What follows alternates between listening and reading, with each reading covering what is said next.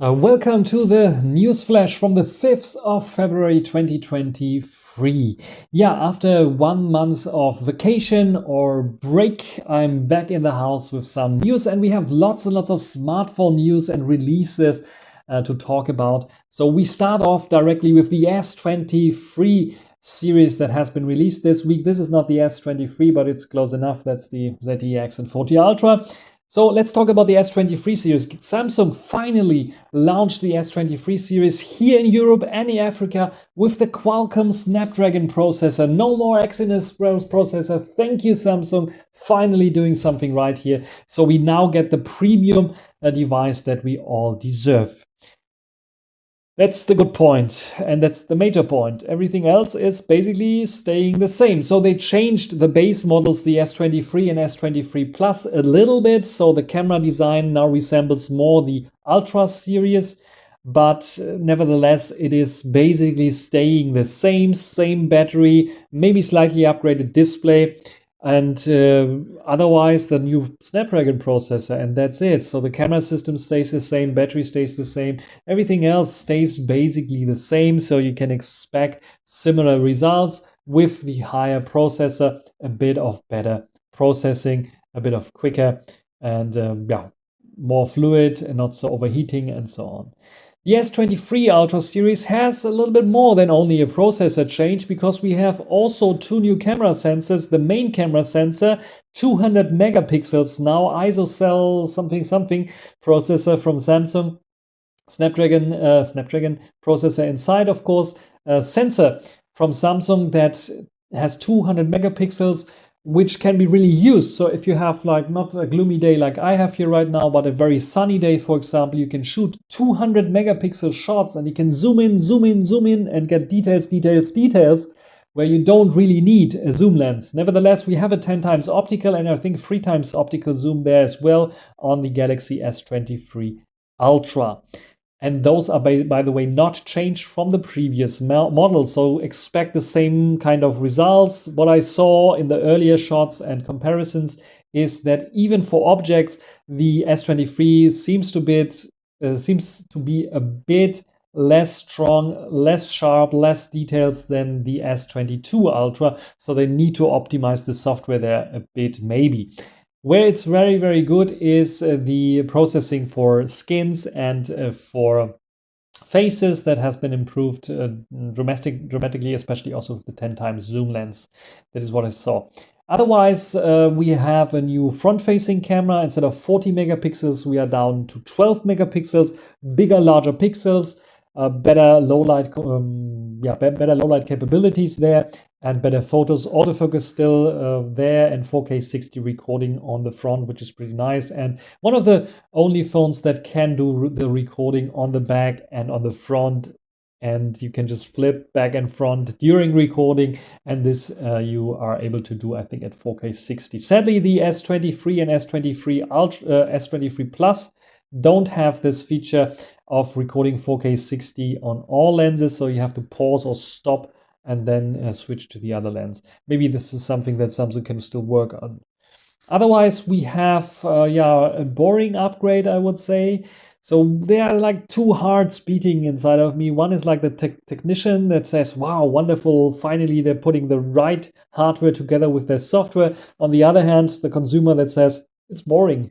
And I want to do another video about the Galaxy S23 release where I will talk about those two sides, because I think some people have those like technician eyes or glasses on and they don't see so much the other side. And I provocatively will tell it, we'll call it probably why the Galaxy S23 is a failure or is not so exciting, something like this. Probably I will call the video. Still have to make it, so I don't know.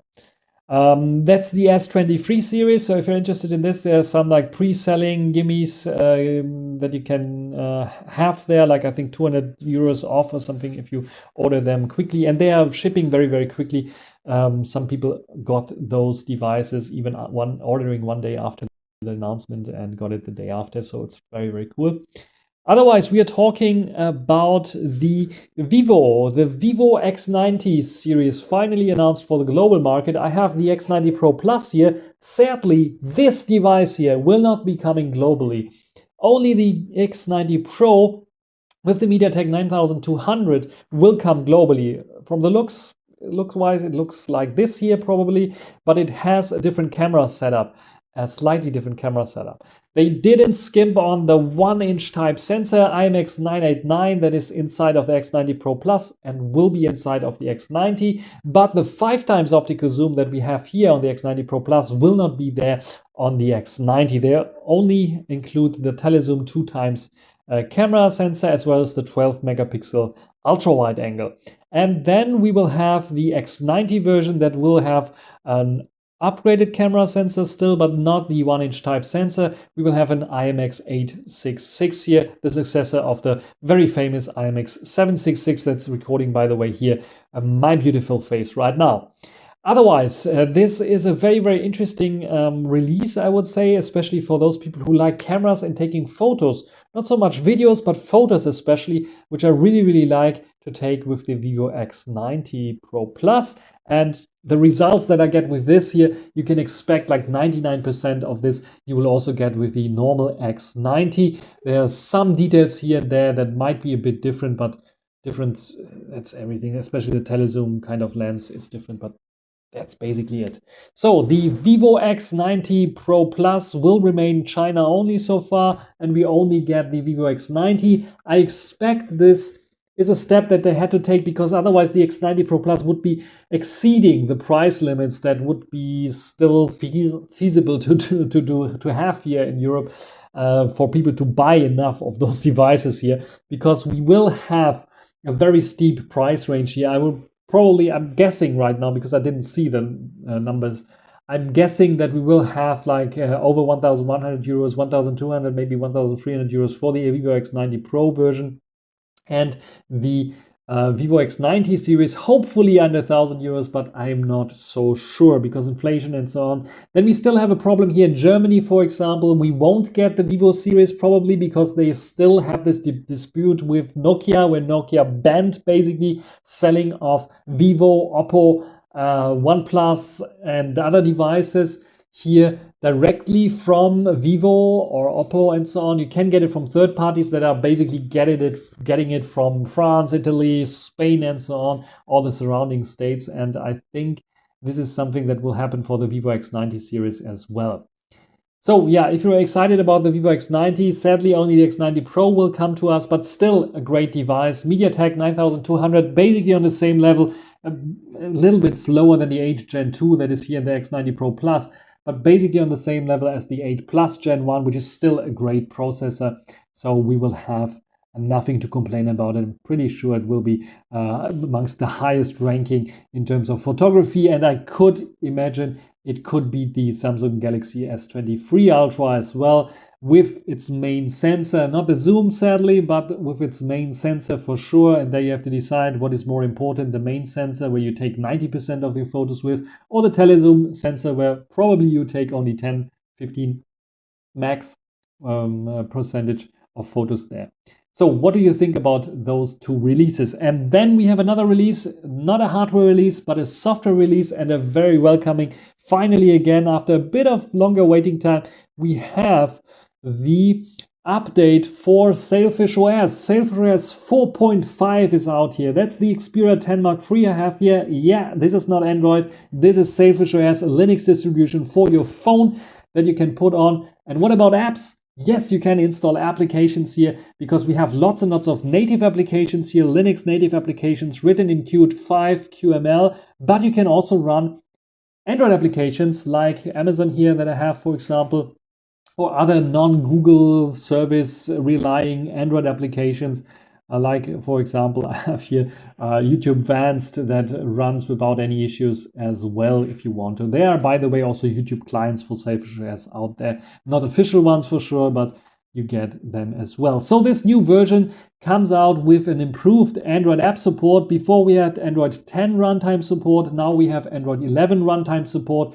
And they improved a lot here, especially also with the icons. So we have now native looking icons here that look like SailfishOS apps for Android applications as well, so they get a bit of tuned and tweaked here and there in their shape and form to make them more look integrated into the operating system.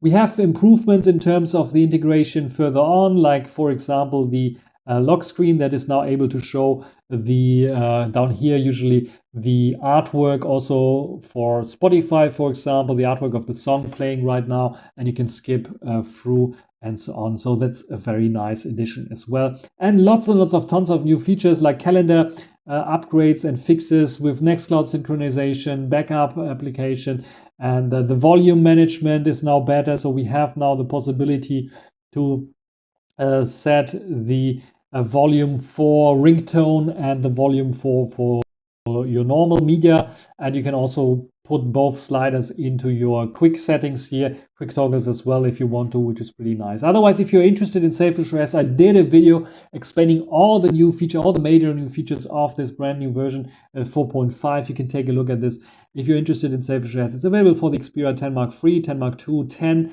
and the X82, as well as the Gemini PDA. These are, I think, the official supported ones. There are some community ports as well, but as this version 4.5 is currently only in early access beta version, it will be in the final version, I think, in a week or two. You have to wait until you get the final version, and then it takes probably a few weeks for the community porters to port it to other devices as well. So if you're interested in this, I made a video about SailfishOS 4.5. You can take a look at this.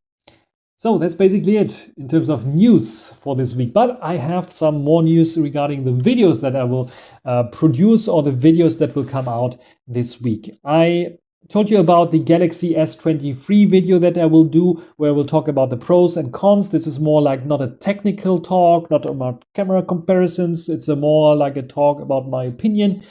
General talk. I heard lots and lots of people liked those videos from the past that I did, and they want this now in the future, in the present as well. So I will keep doing these videos, and I start with the Galaxy S23 because there are some, like the little devil and the angel sitting there talking to me about this release, and I want to talk about it as well in a little video. So expect this to happen. Otherwise, there is a video coming out in comparison, the ZTE Accent 40 Ultra against the Xperia 5 Mark IV. Back when I was in Frankfurt, beginning of this year, I did a comparison between those two, and this comparison will come out now in video form. The camera comparison between those will come out.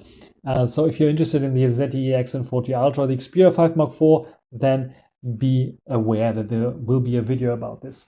Then we have the Vivo X90 Pro Plus camera comparison against the Xperia 1 Mark IV. Some people wrote to me they want to see a comparison between those two as well. Not only the Xperia Pro I that I did compare with the Vivo X90 Pro Plus already. So yes, there will be coming a comparison about them too as well. Sadly, Galaxy S23 Ultra kind of comparison of cameras, people asked me, I want to, but I don't have the money to get it. It's like a bit too expensive still, and Samsung is not sending it to me. If one of the viewers want to lend me one for a week or two to test it out, to try it out, to make some video, then I gladly accept it. Samsung, if you're listening, I'm here, all ears. You can just write to me, get my email address somewhere, write to me. I can also only have it as a lend and do the video. Then I don't need this. You don't have to give it to me as a gift. Let's say like this.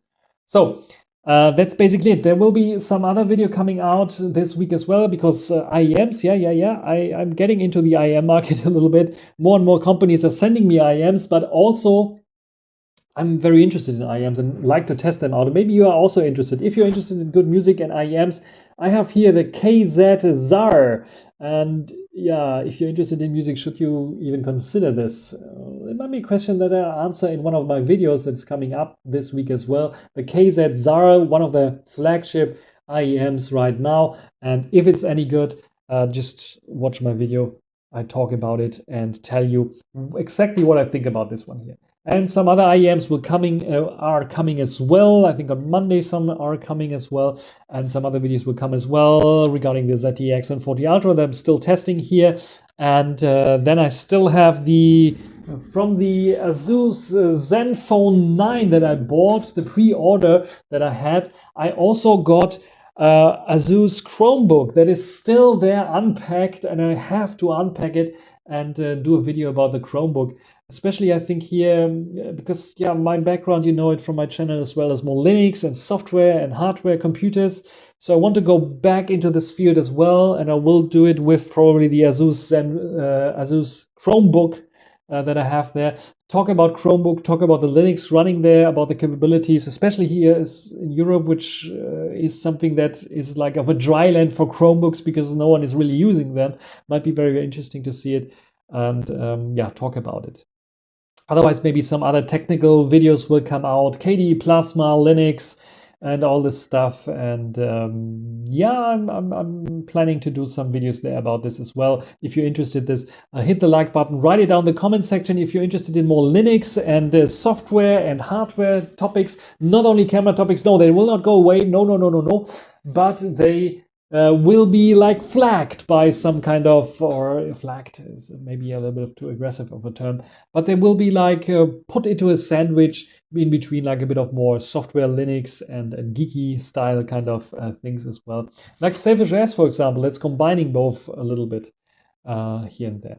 So what do you think about this? Write it down in the comment section. If you have some questions regarding the topics and regarding some video requests, write it down in the comments as well. That's everything for this video. That's everything for the Newsflash of the 5th of February 2023. Until the next time, bye.